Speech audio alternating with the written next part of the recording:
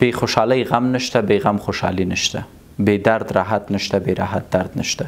که چېرته تا ته یو څوک وایي چې ته کولی شې پرته د درد او غمه آرامه ژوند ولري، دا اشتباه ده. ځکه د ژوند اساسي موخه همدا ده چې ته به درد ویني تر څو خوشحالۍ ته رسیږي، او ته به خوشحالي ویني تر څو بل درد ته رسیږي. او خدای پاک په آیت د قرآن کې وایي چې دا جهان الله تعالی پیدا کړی د فصلونو په شیر ده.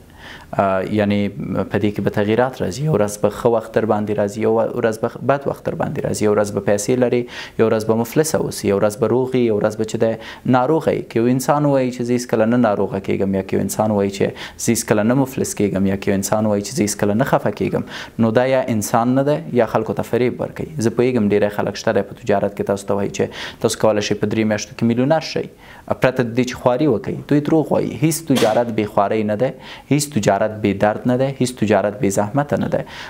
په ژوند کې په هر پړاو کې درد شته، په هر پړاو کې ستونزې شته، په هر پړاو کې زحمت شته.